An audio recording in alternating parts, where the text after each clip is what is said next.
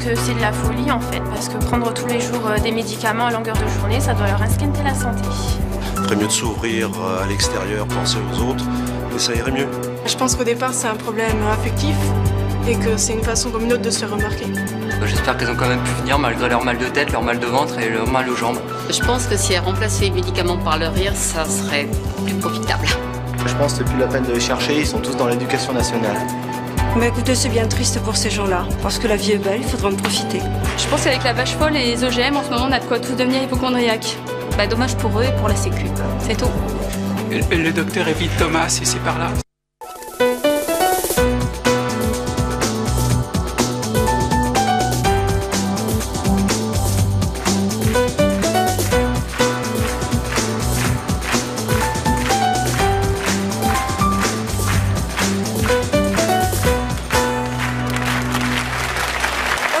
Aujourd'hui, nous allons recevoir François et Thomas. François et Thomas sont persuadés d'avoir toutes les maladies de la Terre.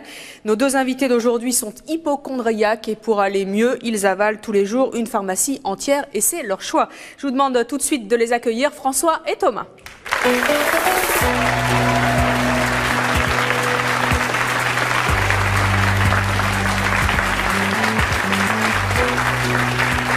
François, Thomas, bonjour. Bonjour. François, vous avez 22 ans, vous êtes étudiant? Oui. Thomas, vous avez 19 ans, vous êtes également étudiant. François, vous êtes donc venu, je vois, avec une petite trousse, qui n'est pas une trousse à maquillage, mais une trousse à... Pharmacie. Pharmacie. Vous vous promenez toujours avec? Ouais. Donc vous l'avez inévitablement... Je l'ai forcément sur moi. On m'a demandé 15 fois si je l'amènerais aujourd'hui, mais j'ai dit que c'était une évidence pour moi. C'est une évidence de l'amener. Vous ne vous en séparez jamais? Rarement. Bon, qu'est-ce qu'il y a dedans? De l'aspirine, un spray pour la gorge, de l'ibuprofène, du paracétamol, un anxiolytique. Qu'est-ce qu'on a encore? Ça c'est pour la gorge, ça c'est pour le ventre, ça c'est pour les nausées. En ce moment-là, vous avez mal à la gorge? Non, en ce moment j'ai pas mal à la gorge. Non, mais vous risquez? Ah oui. Vous pensez que vous allez attraper froid sur le plateau? Ah oui. Oui? Vous en êtes persuadé? Non, non. Non, mais vous pensez que ça peut vraiment arriver? Ça peut arriver. Tous les combien à peu près vous arrive un truc? Je dirais pas qu'il m'arrive un truc toutes les 2 heures, mais étant donné que je prends à peu près 5 ou 6 cachets par jour, je pense qu'il m'arrive 3-4 choses par jour quand même. Et vous prenez quoi comme cachet?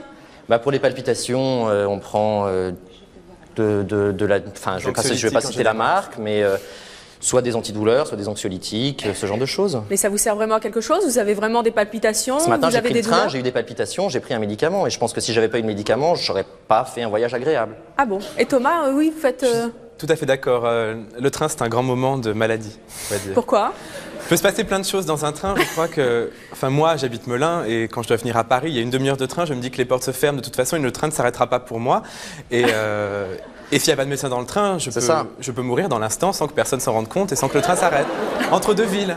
Il n'y a pas de médecin dans le train, il n'y a qu'un contrôleur pour 300 personnes. Enfin, c'est pour ça que l'anxiolytique, c'est très bien, puisque ça calme, je pense, assez rapidement. L'angoisse ou les vraies maladies que vous pourriez attraper? L'angoisse, mais l'angoisse engendre des vraies maladies pour moi. Et ça vous arrive souvent? Quasiment à chaque fois. Quasiment à chaque fois. Bon. Bonjour Maxime, quels sont vos symptômes quand vous êtes malade? Ça peut aller des pieds à la tête, ça peut être... Les pieds, quoi, les pieds? Oh, des chevilles, on peut avoir une maladie musculaire à cet endroit-là, ou des tendinites, ou même... moi, je pense que c'est... Alors là-bas, c'est quand même plus organique, je pense, le cœur, des pointes au cœur relativement souvent, des mal à se plier en deux aux intestins. C'est le schéma de la crise d'angoisse, c'est-à-dire que la crise d'angoisse commence par un symptôme assez inexpliqué, qui a des conséquences physiques, des nausées, des vertiges, des mal de cœur, des mal de ventre, des mal de cou, des mal partout. Et là, vous vous dites, tiens, je suis dans la rue, je suis pas bien, j'ai personne, j'ai un téléphone portable, ça c'était aussi une condition sine qua non, et j'ai des médicaments sur moi. Je vais m'en sortir. Est-ce que ça peut être fulgurant? Carrément. Ah oui. Vous pensez que vous pouvez mourir à tout instant? Je pense, sincèrement. Même là? C'est possible. Et quelles sont les pires crises que vous ayez vécues tous les deux? La pire crise que moi j'ai vécue, c'était à l'étranger, tout seul dans un appartement. Grosse crise d'angoisse, la première en fait, pratiquement. Très très grosse crise pour laquelle il a fallu que j'appelle quelqu'un. Et si je n'appelais pas un ami, j'appelais le SAMU. Crise de quoi? Phobie de mourir. Phobie de mourir, donc avec des palpitations, des frissons, des sueurs, des vertiges, et puis tout seul chez soi, quoi. Et vous? Moi, il m'est arrivé, oui, vraiment de croire que j'allais mourir au point d'appeler mon médecin pour qu'il me rassure en direct. Denise, de Paris, n'éprouvez-vous pas un sentiment de culpabilité vis-à-vis des gens qui sont réellement malades? Énorme. Moi, en ce qui me concerne, énorme. Moi, pas du tout. Puisque de toute façon, c'est de ça dont j'ai peur. Donc, je respecte tout à fait la maladie puisque j'y suis confronté chaque jour, à chaque moment. Et vous, François, vous disiez énorme? Moi, énorme, mais parallèlement, moi, je sais pas si tu es comme moi, mais moi, j'ai peur de la vraie maladie. Oui, mais tout à fait. C'est-à-dire que si, par exemple, un jour, je me réveille, j'ai mal au cou, j'ai forcément une méningite. Et si vous avez mal là, ici, là, vous avez quoi? Si j'ai mal au cœur, je vais faire un arrêt cardiaque. Et si vous avez mal au poumon, vous avez? Et si j'ai mal au poumon, j'ai un cancer des poumons, mais là, je suis un peu jeune quand même. Faut pas dire ça. Non, mais j'ai une bronchite, Oui. On ne sait jamais. Ça peut être fulgurant, un cancer ou autre chose. Mais vous êtes un malade imaginaire ou vous êtes vraiment malade? J'ai du mal à saisir. J'ai des médecins qui me soignent. Alors, j'ai pas que des médecins, des symptômes physiques, bien évidemment. Je pense qu'on est dans des situations où on ne peut pas se permettre de n'être traité que par des médicaments. Mais attendez, vous allez voir des médecins pourquoi? Pour se rassurer d'une part, que peut-être on n'a pas une maladie grave. Mais généralement, ils nous trouvent quelque chose, ils nous disent que c'est pas un cancer. Ah, les médecins vous trouvent quelque chose? Ah oui, non, on a quand même souvent quelque chose. C'est la seule façon de plus rien avoir en sortant de chez nous. C'est-à-dire que la dernière fois que je pensais avoir une méningite et où j'ai appelé SOS médecin, je n'avais qu'une angine, donc... Mais vous...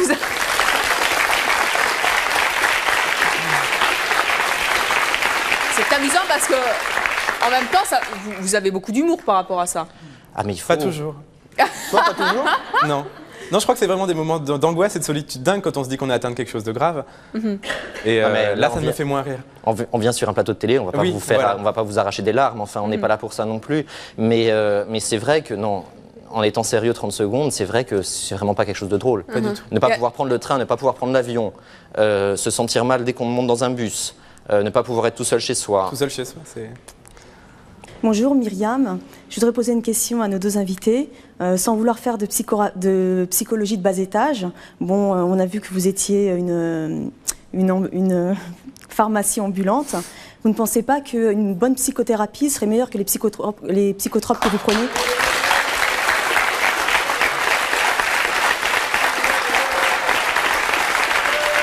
Moi, je suis convaincu que c'est quelque chose de très inconscient et qui vient certainement de très loin. Moi, j'ai déjà été voir mon médecin qui m'a conseillé de faire plusieurs thérapies. J'ai essayé même l'hypnose avec ce médecin-là, qui a cherché des causes en moi. On n'a pas trouvé vraiment des causes qui me paraissaient à moi plausibles. Je peux me contrôler aujourd'hui quand j'ai des angoisses, mais je ne peux pas contrôler ma peur d'avoir la maladie. Personnellement, moi, j'ai réussi à combattre certaines des maladies psychosomatiques dont je pouvais être affecté. Lesquelles? Effectivement, la colopathie par exemple. La colopathie fonctionnelle, qui est un problème de côlon, qui est à la fois psychosomatique et physique. C'est vrai que c'est quelque chose qui avait une origine essentiellement psychologique que j'ai réussi à combattre effectivement en faisant un travail d'accompagnement. Maintenant, en allant voir une psychologue ou un psychiatre, enfin un psychothérapeute, appelons-le comme on veut, une fois par semaine, je vous assure que c'est pas ça qui vous aide au quotidien. Quel plaisir vous avez à avaler des médicaments, à les manger? Moi, je me sens très bien rapidement après la prise du médicament. Tout de suite après? C'est quasiment quand vous faites le... Oui. Surtout que ce soit pour les anxiolytiques ou même pour des traitements qui doivent être plus longs. Je pense que rien que d'avoir la boîte de cachet même dans mon sac, ça vous rassure? Rassure beaucoup. Si je les ai pas, je contracte quelque chose dans l'instant, ça c'est sûr. Et vous, vos médicaments vous rassurent aussi? Les médicaments rassurent, la présence des médicaments rassure, bien sûr. Ça a quel goût un médicament? Ça dépend. On n'a pas le temps de le savourer en bouche. Vous devez avoir vos petits chouchous quand même, non? Ah, on a tous nos petits chouchous. Alors, c'est lesquels? Mais par exemple, moi j'ai abandonné mon petit chouchou. Lequel? J'avais un anxiolytique qui justement est le meilleur moyen finalement de se sentir bien dans l'instant. Ben, je me suis battu pour l'abandonner. Pourquoi? Bon, déjà parce qu'il n'était pas très bon. Non, je blague. Parce que j'estime que là, pour le coup, c'est pas forcément la solution. Je préfère l'avoir sur moi, être rassuré par sa présence dans mon sac et me dire, François, quand tu en auras besoin, tu vas pouvoir le prendre, plutôt que de le prendre. Non, c'est ça. En fait, elle est là, la présence du médicament. Elle est là, la présence du médicament dans ma trousse. Et à la limite, je dirais que j'en distribue presque plus que je n'en consomme moi-même de ceux qui sont dans cette trousse. Faites du prosélytisme autour de vous. Presque. Mais c'est une réalité. On a des médicaments. Enfin, moi, j'ai mis des médicaments sur moi parce que ça me rassure. Comment vit votre entourage, justement, par rapport à cette folie des médicaments? Mes parents se moquent pas mal de moi. Moi, ils sont excédés. Ah, moi, ils sont pas excédés. Ils sont excédés, les tiens, non. Les miens, ils se moquent, c'est tout. J'ai réussi à les excéder. Mes parents se moquent, les relations de couple, ça va. L'entourage... Le problème, c'est qu'on en arrive à deux entourages. C'est-à-dire qu'il y a l'entourage qui, forcément, ne comprend pas, et puis qui sont des gens qu'on connaît comme ça, on ne va pas non plus leur mettre les médicaments sous le nez. Et puis après, il y a les autres à qui on dit, voilà, comprends mon problème, comprends ma vie, accepte-la.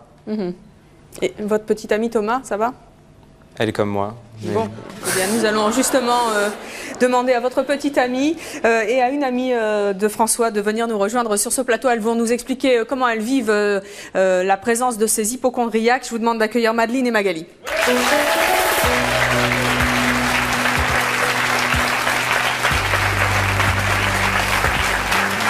Madeleine et Magali, bonjour. Madeleine, vous avez 21 ans, vous êtes musicienne. Oui. Est-ce que vous pensez être aussi souvent malade que Thomas? Ah oui, oui, c'est absolument parallèle. Et en fait, on s'est connus, à la base, on s'est connus comme ça. Vous vous êtes connus comment, à la pharmacie? Chez le médecin? Non. Chez le médecin? En parlant, on a trouvé des affinités. On était simplement amis, on a passé des heures à en parler, des nuits entières. On fait exactement les mêmes symptômes. Et pendant les nuits où vous parlez de vos maladies, vous prenez les cachets? Moi non, je suis anti-médecine. Ah, vous n'en prenez pas? Donc vous lui filez pas vos cachets? Non, il faut même pas que je les sorte devant elle. Madeleine, vous développez aussi certaines maladies. Vous avez aussi des phobies de maladies. Ah oui. Quelle est la dernière phobie que vous avez eue? Là, c'est le sida, dernièrement. Qu'est-ce qui s'est passé? Je me suis fait percer le nez et j'étais persuadée que je l'avais attrapé. Enfin, c'était obligé. Soit le type qui m'a fait ça était un malfaiteur absolument... Qui voulait vous contaminer? Ah oui, complètement. Je pense que c'était soit ça, ou alors il avait utilisé la boucle d'oreille, enfin la boucle de nez avec quelqu'un d'autre qui avait forcément le virus. Qu'est-ce que vous avez fait? On a été faire le test, lui pour tous les deux? Oui. Je l'accompagnais, c'est jamais. Et alors? Et du coup, c'est négatif, mais le problème, c'est que moi, je suis pas sûre que la seringue qu'ils ont utilisée était déjà stérile, quoi. Donc, et j'étais pas sûre non plus. En fait, j'y suis allée, ça faisait 14 jours que je m'étais fait percer. Normalement, il faut 15 jours. Je suis vraiment pas sûre que le délai allait. Vous avez encore des doutes? Ah, je vais y retourner. On va y retourner, d'ailleurs. Ah oui. Bon, vous auriez mieux fait de pas vous faire percer, finalement. Ah, tout à fait. Alors, c'est un mois de cauchemar entier. Moi, j'en dors plus, quoi. Magali, vous avez 22 ans. Oui. Vous êtes donc l'amie de Thomas. De François, pardon. Oui. Est-ce que vous êtes, vous aussi, hypocondriaque? Ah non, pas du tout, non. Pas du tout?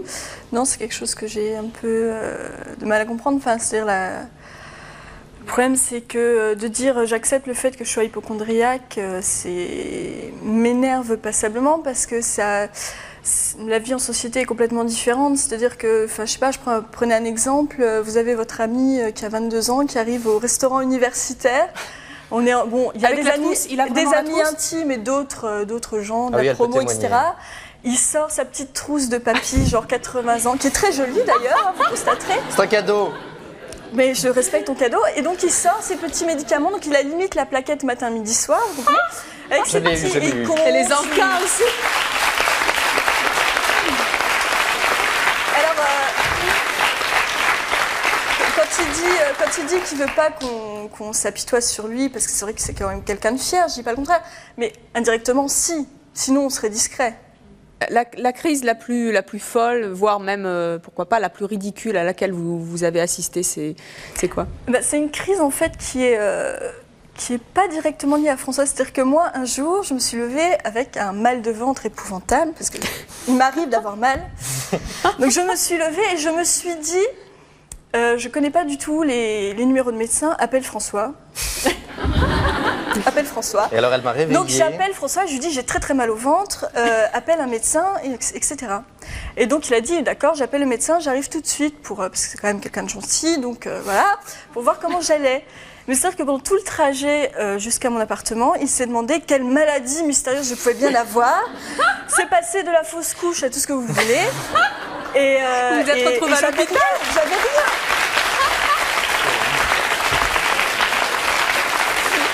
Non, alors elle a vécu une autre crise qu'elle ne raconte pas, qui a été sûrement encore plus insupportable pour elle. Moi, je m'en souviens très bien, c'est quand on est rentré de l'étranger, parce qu'on est tous les deux partis à l'étranger dans des pays différents. On se retrouve, on cherche un appartement, je la loge, et elle comprenait pas. Elle comprenait pas l'état dans lequel j'étais, mais elle ne le comprenait vraiment pas. Et au bout de 3 jours, je lui ai dit, tu sais Magali, je suis désolée, mais en fait, là, je suis insupportable en ce moment, mais ça fait 3 jours que j'ai arrêté les antidépresseurs. Et j'avais arrêté net, parce qu'on me les avait prescrits en Italie sans vraiment me dire ce que c'était. Moi, j'étais pas très content qu'on m'ait prescrit cela. En Italie, on vous a prescrit des antidépresseurs que vous avez pris. Oui. Waouh. Et j'ai arrêté les antidépresseurs, et Magali, je vais être vulgaire pour reprendre ses paroles, m'a dit non mais ça va que je t'aime parce que t'étais vraiment chiant.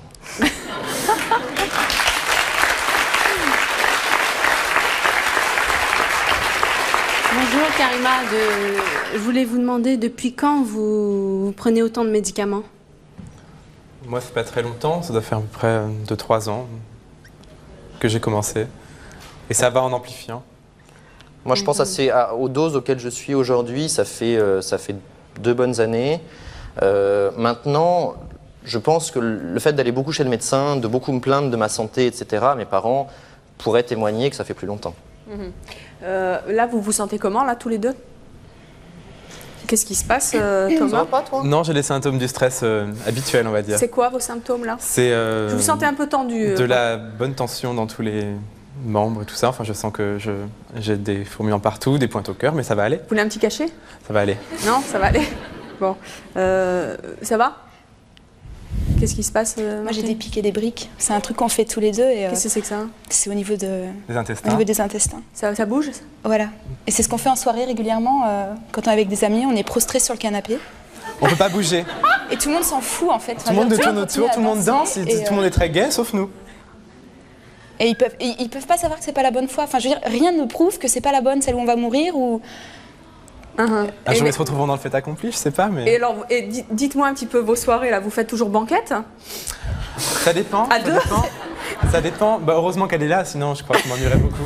Vous êtes bien trouvés, finalement. Oui, mais même les soirées entre amis, parce que moi, personnellement, je vais pas en boîte ni quoi que ce soit, parce que c'est un endroit clos et... Non, on peut pas. Ma claustrophobie m'empêche de faire ça, vraiment. Mais vous arrivez quand même à faire des projets, enfin, je veux dire... on est vachement limités parce que... déjà, on part pas en voyage. Moi, les petits villages et tout... Enfin, j'ai beau être contre la médecine, il faut quand même qu'il y ait une présence de médecin ou d'un corps médical. Si c'est pas suffisant, s'il n'y a pas un grand centre hospitalier ou un truc où je suis prise en charge comme ça, tout de suite, je pars pas en... Les Pyrénées, ça a été la folie, hein, pour moi. C'était Saint-Aventin, près de Luchon, un truc où il y a 3 maisons. Attends, à Luchon, ils font de la cure, ça va pas... Oui, en bas, mais il faut descendre. Moi, je peux mourir là-haut et puis tout le monde... Et l'étranger aussi, vous partez pas? Ah, jamais. Oh là, pensez-vous? Puis il y a l'avion avant. L'étranger faire une tonne de tests avant de partir. Pourquoi vous avez quoi? Vous avez peur de l'avion? Revenir avec des maladies? De tout. Thomas, Madeleine, justement, vous vous soignez à deux ou vous vous enfoncez à deux? Je pense qu'on s'enfonce. Ouais, je crois aussi. Je crois qu'à force d'en parler, mais qu'est-ce que vous voulez qu'on fasse? On va pas je sais pas, vous pourriez vous en sortir à deux. S'en sortir à deux? Je suis pas persuadée, parce qu'en fait, bon, ça fait qu'on multiplie les risques. Parce que dès que je fais quelque chose, elle le fait aussi forcément, parce qu'il suffit qu'en fait qu'on nous parle de symptômes de maladie pour qu'on les contracte. C'est sûr. Et Par exemple, là, si je vous dis grippe, aïe. Ah, faut pas dire ça, là. C'est pas le mot. Faut pas en parler, parce que... Ah, mieux pas, non. J'évite de regarder les reportages sur la grippe à la télé, sinon je crois que... Vous l'attrapez? Ah, je m'en voudrais. Non, on a les symptômes, quoi. Non, mais c'est des gens qui sont par contre très calés point de vue santé. C'est-à-dire qu'ils connaissent tous les symptômes de chaque maladie, les médicaments qui correspondent, avec les doses, etc. J'arrive à m'auto-médicaliser totalement. C'est très pratique. En même temps, c'est fluctuant, c'est ça qui est... Et vous prenez votre médecin, franchement, pour un... Non. Oh non, j'adore, c'est une dépendance. C'est une dépendance. Moi, j'ai une dépendance totale à mon médecin qui sait pourquoi je viens le voir et qui sait qu'il a besoin de me rassurer. C'est vrai que vous ouvrez la fenêtre de chez vous tout le temps? Quand je suis seule. Pourquoi? Parce que moi, je veux pas. Parce que s'il m'arrive quelque chose de fulgurant, n'imaginez pas que je ne pourrais pas en parler, donc il faut que les fenêtres soient ouvertes pour que je puisse crier. Ça pourrait vous arriver demain. Bon. Alors, notre prochaine invitée a été longtemps hypocondriaque, elle aussi, mais aujourd'hui, elle est en cours de guérison. Je vous demande d'accueillir Martine.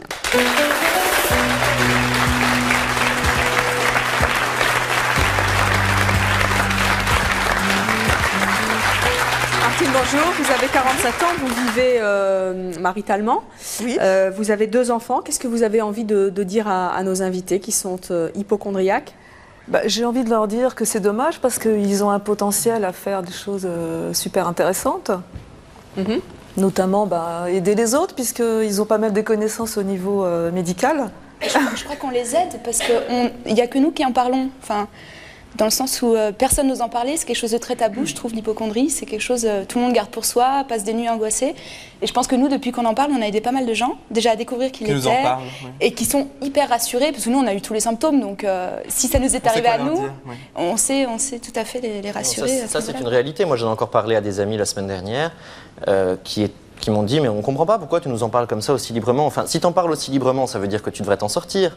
C'est ça en fait, enfin, la compréhension elle est souvent là, elle est dans, mais si tu en parles si librement, si tu sais ce que c'est, si tu sais que c'est psychologique, tu devrais t'en sortir, ben c'est pas si simple. Et parallèlement, en revanche, on peut aider un peu des gens justement qui vont dire, tu sais, la nuit dernière j'ai mal dormi, j'avais ça, j'avais mal au ventre et tout. Bon ben on va lui dire alors t'as vomi, t'as pas vomi, C'est-à-dire ce que je... C'est pas reluquant, hein, je suis désolé, mais... Parce qu'après vous allez peut-être aussi les entraîner dans cette logique d'analyser le fait pourquoi ils n'ont pas dormi et que peut-être machin, tu vois. Non, plutôt... Si moi je dors pas la nuit, je dis ah j'ai mal dormi cette nuit. Et je vais pas aller me demander, enfin, je sais pas si tu comprends ce que je veux dire. Je pense à force d'analyser les choses et d'analyser le fonctionnement de ton corps, au lieu de le maîtriser comme tu penses le faire, justement tu te fais guider par ton corps, quoi.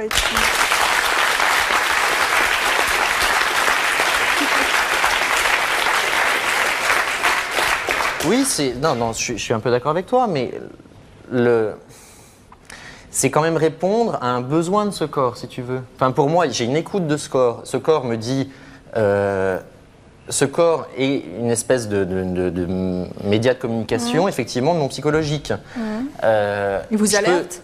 Il m'alerte, voilà, c'est ça. Il m'alerte. Il m'alerte d'un endroit où je me sentirais pas bien, d'un moment où je me sentirais pas bien.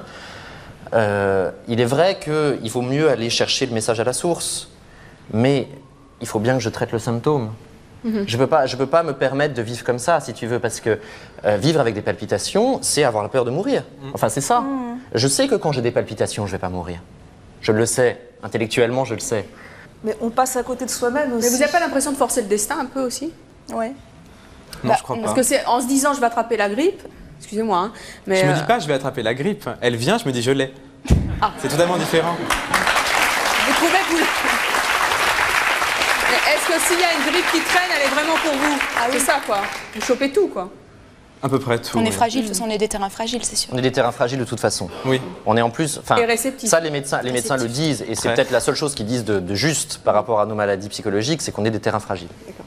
Oui, bonjour, c'est Sorette de Bondy. Ça y est, ma question est partie. Je me demande, parce que là, vous n'avez pas de maladie, mais le jour que vous avez une maladie grave, qu'est-ce que vous faites ? J'ai peut-être quelque chose, là, je sais pas. Enfin... Oui, mais t'as rien. Si tu ne sais pas, tu n'as rien. Mais non, je suis pas d'accord. Si tu ne sais pas, tu n'as rien. Quand tu le sauras, tu auras quelque chose. Mais là, moi, si je ne sais pas, j'en ai beaucoup. C'est différent. C'est ça. Si tu ne sais pas, le moins de symptômes fait que tu as toutes les maladies qui pourraient être qu'est symptômes. Jusqu'à ce que tu vois un médecin qui te dit non, non, vous n'avez pas le cancer, vous n'avez pas une mononucléose, vous n'avez pas... etc. etc. Moi, la semaine dernière, j'étais chez un médecin, j'ai fait une réaction à des antibiotiques. Le médecin m'a dit, vous savez, c'est peut-être la mononucléose, je suis embêté de vous dire ça, à votre âge, quand même. J'avais l'air malin, mon médecin, à dire, oui, ça pourrait être la mononucléose, oui, allons faire des prises de sang. J'ai été tranquille par rapport à la mononucléose qu'avec le résultat de la prise de sang. Non, mais c'est à la rigueur. Si le médecin te dit, ça peut être ça, ça, ça. Mais la façon de voir de Thomas qui est de dire, je ne sais pas que j'ai quelque chose, donc j'ai peut-être quelque chose. J'ai toujours des symptômes, donc là j'ai des petites idées de ce que je peux avoir. Qu'est-ce que vous avez comme idée là ? Là, je pense que j'ai l'appendicite, mais plus que... Ne rigolez pas, c'est pas drôle. Comment ça, vous pensez que vous avez l'appendicite ? J'ai tous les symptômes. Mais c'est quoi ? Qu'est-ce que vous avez là en ce moment ? Mal à l'endroit de l'appendicite, un plié en deux. Et, vous n'êtes pas plié en deux. Des diarrhées à répétition, des trucs comme ça, et je me dis des vomissements. Mais vous pensez pas que c'est le stress ? Non. Le stress, c'est autre chose. Vous êtes vraiment persuadé que vous allez avoir une crise d'appendicite ? Je vais faire un test, là, je pense, bientôt. Enfin, une prise de sang. Bon. On a des pompiers sur le plateau, je vois ça tout de suite. Vous vous êtes renseigné, je m'en doutais. Oui, bonjour, je suis Danielle de Paris. Moi, je voulais poser une question à Thomas et François, c'est ça ? Oui.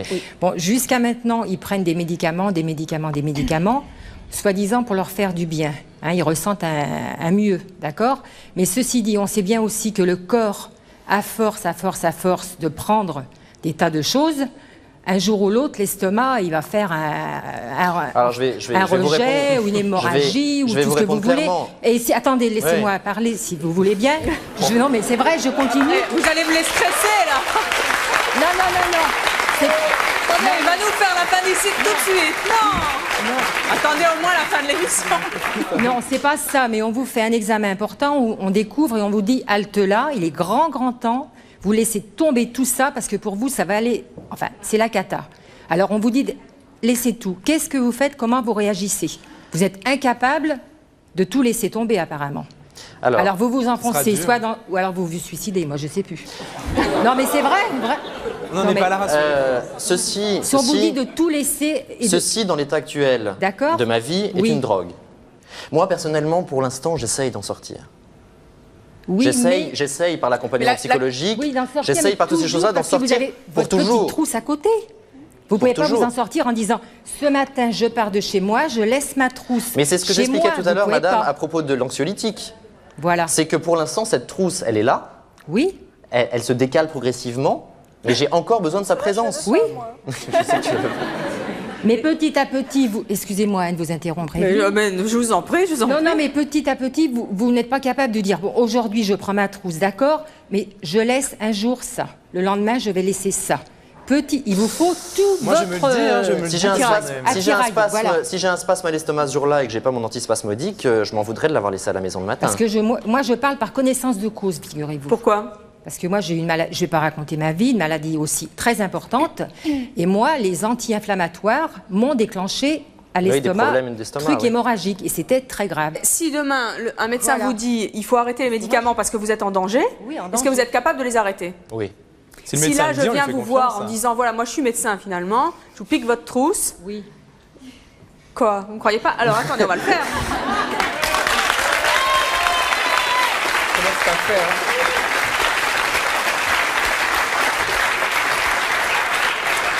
On va lancer un défi oui, Evelyne.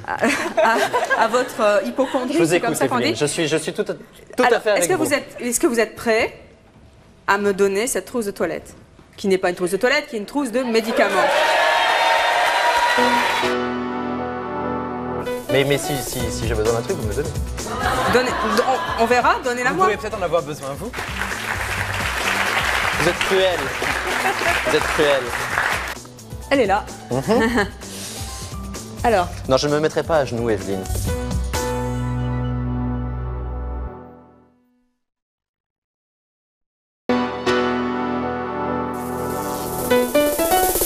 Je vous attends sur le plateau de C'est mon choix. Si vous cultivez une ressemblance avec votre héros favori ou si vous ne supportez plus qu'un de vos proches se prenne pour un personnage célèbre, si vous pensez que votre fille mérite mieux que son copain actuel, si vous imposez vos choix alimentaires à votre enfant, enfin si vous n'avez aucun scrupule à écraser les autres, contactez-nous au 01 53 84 31 11 si ce sont vos choix, que vous les assumiez ou que vous les regrettiez. Est-ce que vous êtes prêts à me donner cette trousse de toilette ? Qui n'est pas une trousse de toilette, qui est une trousse de médicaments. Le temps de l'émission, est-ce que vous êtes prêts à le faire? Le temps de l'émission? Oui. Oh, le temps de l'émission, oui, je pense. Mais si j'ai besoin d'un truc, vous me le donnez. On verra, donnez-la moi. Vous pouvez peut-être en avoir besoin, vous. Qui sait? Mais au moins, j'ai au moins 2 bonnes personnes pour me soigner sur le plateau. Plus les pompiers, à mon avis, il ne peut rien m'arriver. Vous me la donnez? Et partez. Voilà, on va la donner à Sophie. Elle n'est pas très loin, hein. Mais on va voir un petit peu comment vous réagissez. C'est la première fois que vous voyez ça? Bah écoutez, oui, c'est toujours dans son sac à dos qui a 1 mètre, 1 mètre 50 de lui. Donc là, elle est à plus d'1 mètre. Hein. Oui, non, mais on m'a déjà fait le coup au maquillage. Hein, mais au maquillage, je me suis battue parce que c'était pas vous.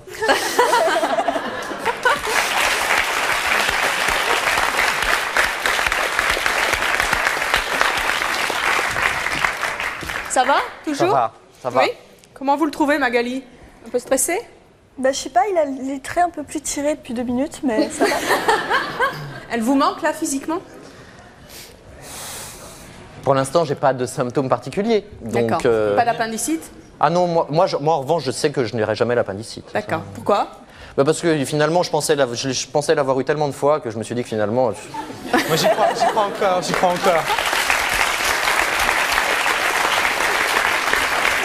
Bonjour Marjorie, j'aimerais savoir, messieurs, si dans vos relations intimes avec vos copines, ça vous pose pas un problème. Si quand vous l'embrassez, vous dites pas, mon Dieu, je suis en train d'attraper tous ces microbes ou... Non, moi j'ai pas du tout une phobie des microbes. Non, moi je me retiens pas, puisque de toute façon il y a du risque zéro dans rien du tout, donc se retenir ou pas se retenir, pour moi ça revient au même. Comme on a à peu près les mêmes choses. De toute façon. À ce niveau-là, autrement c'est comme l'alimentation, si tu veux, c'est pareil, on arrêterait de manger, enfin, tout le monde regarde les journaux, donc... Et là aussi, vous êtes phobique au niveau de l'alimentation? Ah oui, tout à fait. Oui. Alors là, de toute façon, tout est pollué, les aliments transgéniques, tout ça. Enfin, Creutzfeldt-Jakob, c'est un truc que je garde dans ma tête, que je suis un cube là en ce moment.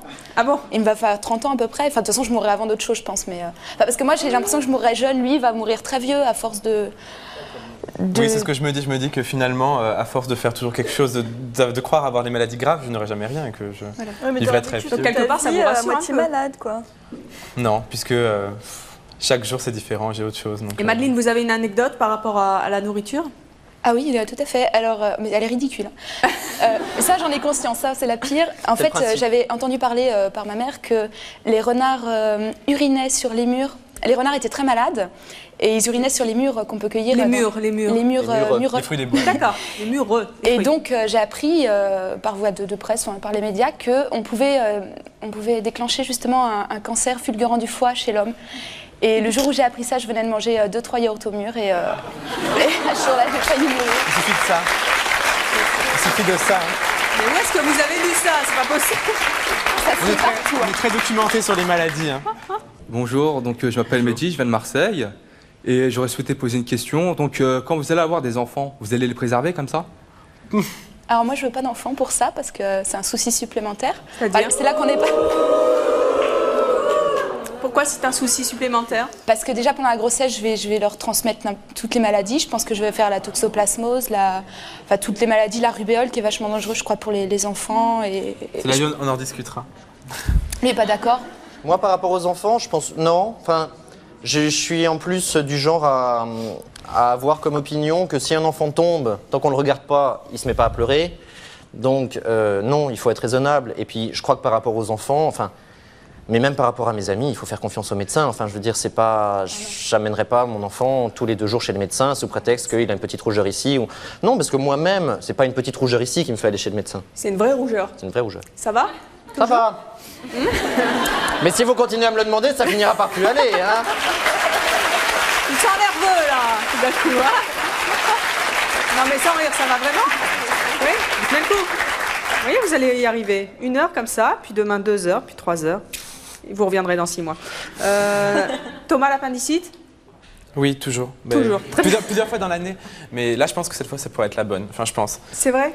Ça m'ennuierait vraiment beaucoup. Mais l'appendicite, je pense que c'est même pas l'appendicite, je pense que c'est trop bénin. Je pense que c'est... Péritonite. Une péritonite, je pense que j'ai une couche du pus. Une péritonite, pardon. Le péritonite, il faut partir tout de suite, hein, parce que c'est vraiment très très dangereux. Ah, mais c'est son père est médecin. Vous savez qu'on peut mourir. Hein. Ça peut m'arriver n'importe quand, mais je le sais. Alors, notre prochain invité est psychothérapeute. Je vous demande d'accueillir Guylaine Corazza-Leguen.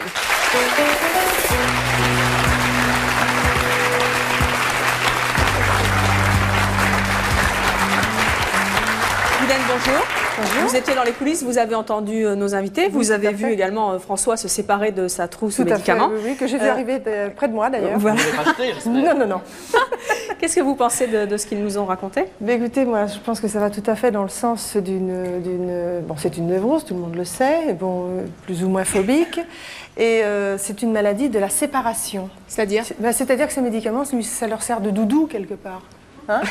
C'est un contre-phobique d'angoisse.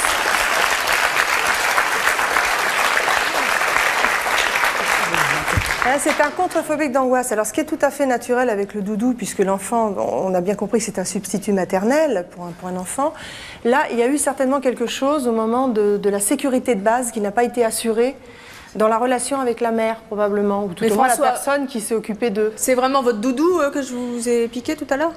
Non. Non. À cet âge-là, ça s'appelle plus un doudou. Non, mais sans rire, vous sentez que... Qu'est-ce que vous avez envie de répondre à Guylaine Corazza-Leguen là-dessus? Il y a des choses de la vie de tous les jours que je préfère aux médicaments et qui me font plus de bien. Je vois pas du tout de quoi vous parlez.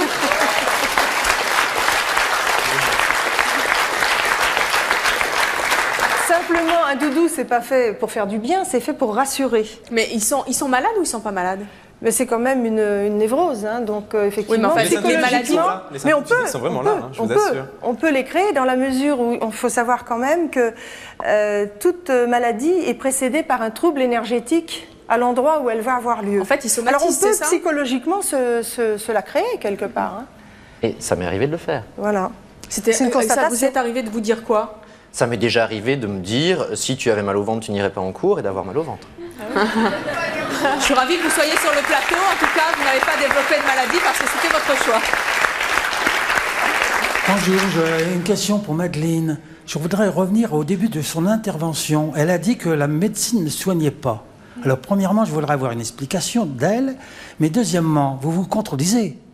Vous prenez tous plein de médicaments. Alors la médecine... Ah non, je ne prends pas, Madeleine, de médicaments. Ah bon, bah alors, non, parce qu'elle a dit au départ, la médecine ne soigne pas. Je pensais que vous étiez comme les autres, que vous preniez des médicaments. Non, pas du tout. Elle prend pas de médicaments. Alors, dans un premier temps, je suis trop atteinte, donc ça ne servirait à rien d'aller voir un médecin. Je pense toujours en stade terminal, enfin des choses comme ça. Et deuxièmement, j'ai eu une anecdote là-dessus. J'ai fait une otite que la médecine n'est pas parvenue du tout à guérir. Je suis restée 3 mois avec une otite. Ils m'ont injecté des doses pas croyables de cortisone, des choses comme ça qui m'ont rendue encore plus malade. Et je me dis que s'ils n'arrivent pas à guérir une otite, désolé, mais les cancers que je fais régulièrement, ils y peuvent rien. Comment? Attendez, pardon? Les cancers que vous faites régulièrement? Oui, enfin, dont je suis persuadée d'être atteinte, ils les soigneront pas, donc ça sert à rien. Attendez, comment vous pouvez être persuadée d'avoir 36 cancers? Je sais pas, c'est des choses qu'on sent. Enfin. Mais vous faites des examens? Ben non, justement, ça sert à rien. Enfin. C'est très contradictoire, mais ça, pour moi, attendez, ça sert à rien. Je comprends rien du tout. Vous dites que vous développez plusieurs cancers en ce moment. Vous avez plusieurs cancers? En ce moment, ou avant, ou plus tard, ou... C'est des choses dont j'ai peur. Enfin, c'est vraiment des choses quand on développe que un j'imagine cancer, souvent. On le développe. Oui, je suis bien d'accord, mais je suis persuadée que ça peut m'arriver. Pourquoi vous ne faites pas les examens? Mais justement, comme je vous dis, la médecine, pour moi, elle est impuissante. Enfin... Oui, mais vous ne pouvez pas savoir si vous développez un cancer si vous ne faites pas les examens. Parce qu'on finit de toute façon par ne plus y penser, puisqu'une maladie chasse l'autre. Et Attendez, un cancer ne chasse pas l'autre. Oui, c'est contre-vérité médicale, je ne peux pas vous laisser nous, le dire cancer, ça. on est persuadé de l'avoir, mais il suffit que le lendemain, on voit une émission sur je sais pas, moi, on veut revenir à la grippe, et là, on développe d'autres symptômes, et les symptômes du cancer disparaissent. Après, je sais que je l'ai plus. Mais je l'ai imaginé très fort, j'ai vraiment angoissé. On y a vraiment cru. D'accord, très bien. Pour que ce soit bien précis, c'est dans votre tête. Tu sais que le pire, c'est que tu vas finir par le faire simplement parce que tu l'auras imaginé. Bien sûr, mais c'est une double peur. Hein. C'est là le problème. C'est le cercle vicieux de toute façon. Moi, autant ça m'effraie pour vous, parce que c'est ce qu'on disait tout à l'heure sur les vraies maladies et les vraies personnes malades et souffrantes, pour lesquelles moi j'ai beaucoup de compassion. Aller m'imaginer un cancer, je sais que le seul que je peux m'imaginer, c'est le cancer des poumons parce que je suis fumeur. Mais après, on va peut-être se calmer. Est-ce que tu es plus angoissé qu'autre chose? Je sais pas, est-ce que tu développes des maladies? Tu disais que l'appendicite non, le cancer non. Qu'est-ce que tu développes vraiment? Parce que moi, c'est vraiment toutes les maladies, c'est pour ça. Ça, oui, ça peut toucher n'importe quoi. Oui, mais c'est quand même étonnant. Justement. Moi, si tu veux, je vais développer des angines à répétition, des bronchites. Ça peut pas t'arriver, toi, un cancer. Je veux dire, ça touche de plus en plus de monde et ça t'effraie pas, quoi. Enfin, et bien sûr que ça peut m'arriver, mais ça peut arriver à n'importe qui dans ce plateau. Et je pense qu'on n'a pas besoin d'être hypochondriaque pour développer un cancer. Malheureusement, j'y pense aussi au cancer. J'y pense aussi au cancer. Moi, je trouve que c'est un peu. Pas seulement le cancer. C'est pas digne par rapport aux gens qui ont effectivement un cancer. J'arrêterai de vivre. De dire toutes les 2 minutes, je sais pas. Il ne faut pas réfléchir comme ça, parce qu'on y croit vraiment et on y a peur vraiment. Moi, ça me fait quand même penser à maman, occupe-toi de moi. Hein. J'ai pire que mon frère ou ma sœur, viens voir un petit peu dans mon lit, là, je suis malade. C'est facile de dire ça. Thomas, Madeleine, vous êtes d'accord avec ça? Pas du tout. Pourquoi? Pas du tout. Moi, je m'occupe très bien de moi tout seul et puis bon. Moi, avant Thomas, je n'en parlais pas. Hein. Bonjour, Nathalie de Cannes. Je voudrais savoir si vous faites des analyses médicales. Oui. Donc vous voyez bien les résultats qui sont négatifs. Les résultats sont négatifs, certes, mais moi je me dis que je ne l'ai pas, donc tout va bien, mais une nouvelle maladie arrive sur le dessus quelques jours après, et donc je refais des tests. C'est écrit négatif à ce jour. Hein, c'est écrit négatif à ce jour sur un test, lisez bien vos tests. Oui, rien voilà, mais quand vous voyez que les tests sont négatifs, moi je comprends pas qu'on prenne. Mais on se sent bien sur l'instant. On se sent bien sur l'instant, mais les questionnements reviennent et d'autres symptômes reviennent et de toute façon on retournera voir notre médecin. Les symptômes sont dans la tête, donc vous. Non, c'est physique, je vous assure. Ah non, les symptômes sont physiques. Non, qu'on ne vienne pas me dire que les symptômes sont dans la tête. Non, ils ont vraiment. La névrose est dans la tête, la maladie est dans la tête, la création d'une maladie est dans la tête. Rien que des plaques sur la peau, c'est pas dans la tête. Mais les plaques sur la peau, les palpitations, les maux de tête, les évanouissements, tout ça. Oui, les vertiges. Moi, je pense que c'est ce sont des manifestations physiques de ces choses dans la tête. Mais qu'on ne vienne surtout pas me dire que la douleur est dans la tête. Ah non, ça c'est sûr. Non, mais moi, je La pense que c'est perception de la douleur le est dans la tête, mais stress pas la douleur et elle-même. de se dire que qu'on est malade et voilà, ça vous fait venir des plaques rouges. De toute façon, on est des personnes très stressées à la base, donc c'est le stress forcément. Enfin, pour moi, je pense. Alors bonjour, donc c'est Imen de Châtenay-Malabry. J'ai une petite question pour François. Donc je trouve que c'est très courageux d'avoir donné la trousse. Et je voulais vous poser une petite question. Est-ce qu'en sortant, vous n'allez pas racheter une autre trousse? Ah mais on va lui rendre. Vous serez capable de vraiment de la laisser, mais sans... Écoute, j'espère pour l'équipe qu'on va... Voilà. Jusqu'où vous iriez pour la récupérer? J'espère d'une part pour l'équipe qui vont me la rendre et j'espère aussi pour le déficit de la sécurité sociale qui vont le faire parce que finalement je me les fais rembourser. Regardez sur l'écran là, on va vous montrer quelque chose que vous aimez bien. Vous la voyez? Oui. Ouais. On est sadique un peu.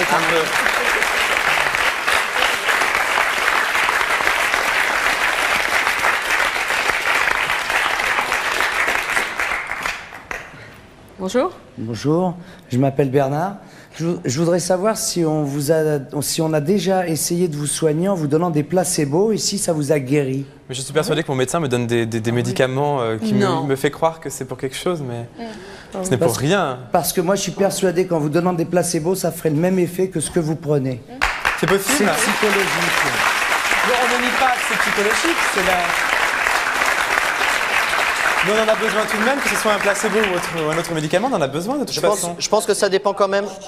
Mais c'est tout à fait ça. Je pense que ça dépend quand même du symptôme sur lequel on est en train de travailler. C'est-à-dire que si on travaille sur un symptôme de douleur inexpliquée, effectivement, peut-être contre un placebo et de l'aspirine, bon. Si on travaille sur bloquer une crise d'angoisse, j'ai peur que le placebo ne soit pas tout à fait suffisant. François, est-ce qu'à la fin de cette émission, quand nous vous rendrons votre trousse, vous allez vérifier le contenu des médicaments? Oh non, j'ai les mêmes à la maison. On en a partout. Donc vous allez les changer. La trousse, c'est pour faire le confiance règne. Alors, elle est toujours là, hein. Vous pouvez vraiment de plus en plus... Après la fin de l'émission, lancer un défi à votre phobie. Notre prochaine invitée, elle, est complètement contre les médicaments. Elle va nous expliquer pourquoi. Je vous demande d'accueillir Anne-Marie.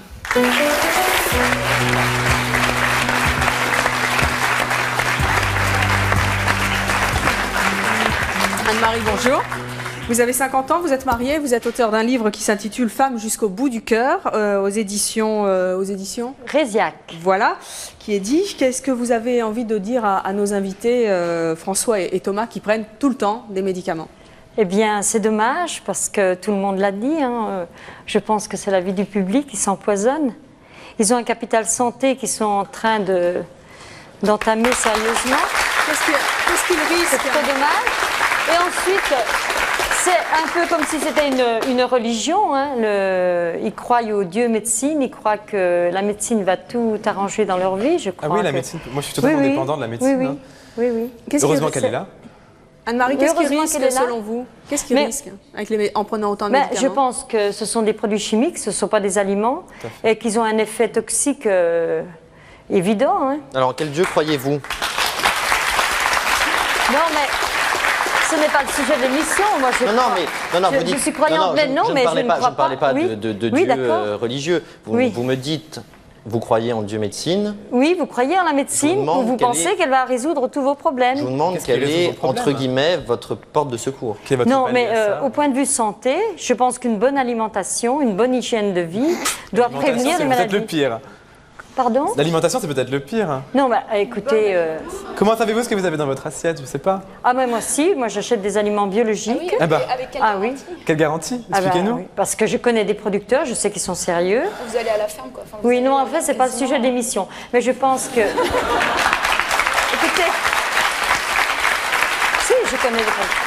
Mais je pense que, bon, on ne peut pas avoir une santé parfaite à 100%, forcément, un jour. Mais attendez, Anne-Marie, vous parliez de l'alimentation. L'alimentation, ça ne soigne pas la douleur. Un médicament, oui. Écoutez, quand on a mal, qu'est-ce qu'on fait? Si, eh bien, le jeûne atténue toutes les douleurs, ça c'est sûr, c'est évident. Si vous avez mal aux dents, si vous avez mal au ventre, vous cessez de manger, vous mettez au moins 24 heures à la diète, vous prenez... Impossible.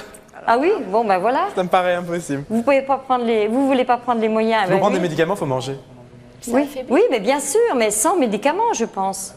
Mais comment je fais alors? Il faut si vous avez mal au ventre, si vous avez mal à la tête, hein, moi je pense qu'il ne faut pas soigner des symptômes avec des médicaments. Il faut rechercher la cause des symptômes. Et quand on a mal à la tête, dans 95% des cas, c'est qu'on a trop bu la veille, non? Oui, c'est le foie, c'est l'organisme qui est surchargé. Bon, mais vous allez voir un médecin. Pour moi, c'est la méningite ou autre chose. Oui, mais voilà. Oui, mais vous faites des phobies. Oui, pourquoi pas c'est évident. 5%? Pourquoi on ne serait pas dans les 5%? Enfin, je veux dire, si tout le monde se dit ça... À se dire ça, demain vous avez mal à la tête, vous Oui, mais vous allez voir les médecins et vous demandez est-ce que j'ai une tumeur au cerveau? Vous faites faire des examens si vous voulez. Et la médecine, elle est efficace là-dessus? La médecine, je pense les erreurs médicales oui, bah, bien sûr. Mais moi, je suis désolé, je suis en cours, je vis en ville, j'ai une vie sociale active, je ne vais pas pendant 24 heures arrêter de manger quand je peux prendre une aspirine. Moi, je pense que les médicaments peuvent avoir leur utilité, mais qu'on en abuse, dans 95% des cas, on en abuse. Ça, c'est évident.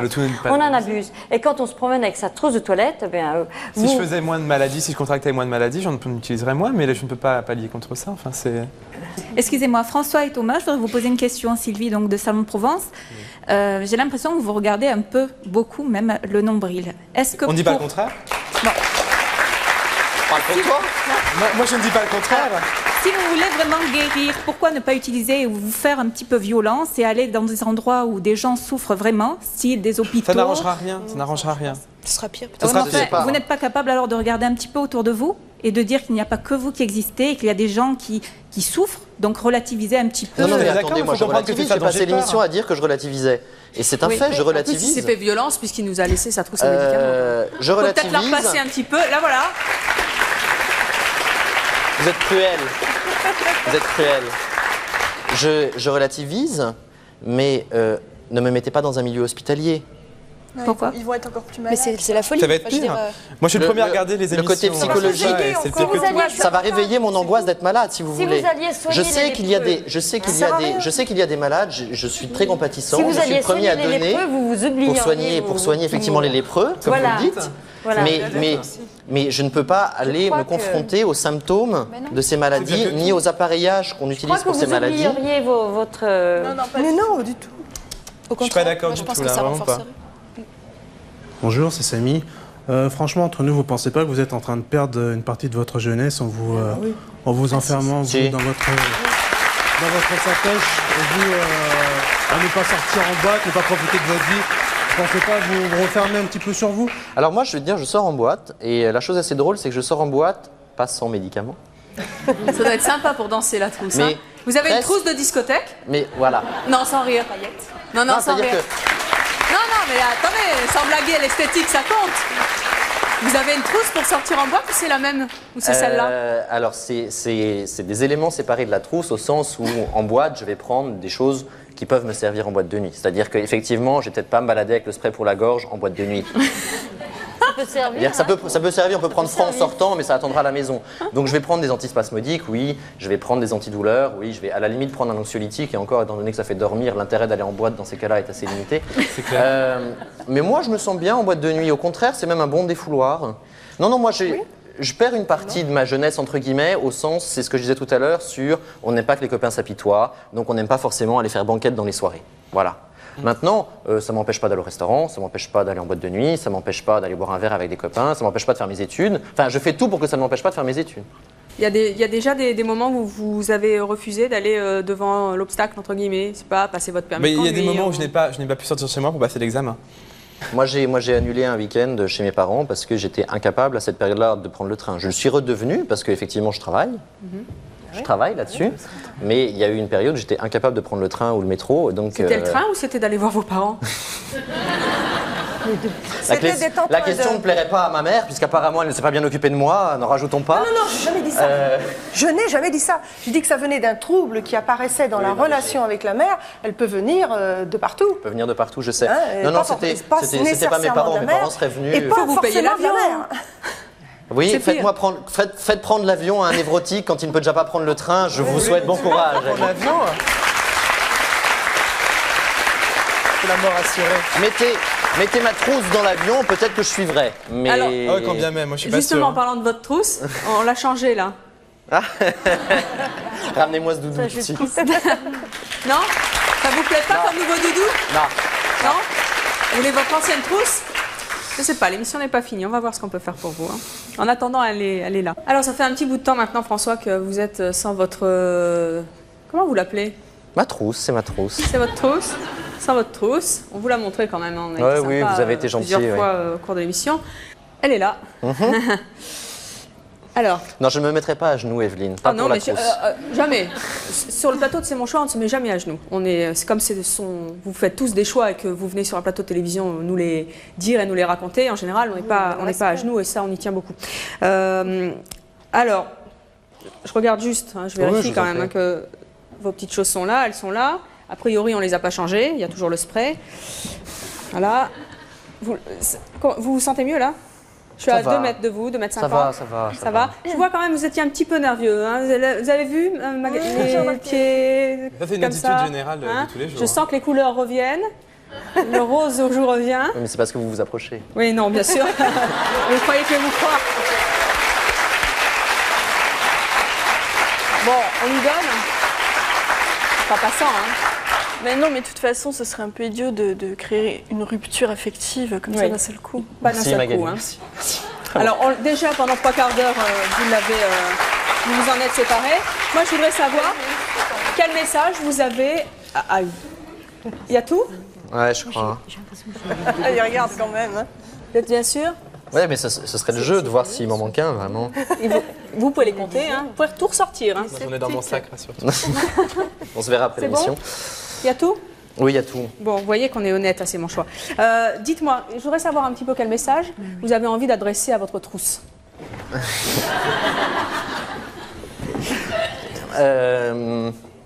Au revoir et à jamais. Au revoir et à jamais. Très honnêtement, oui.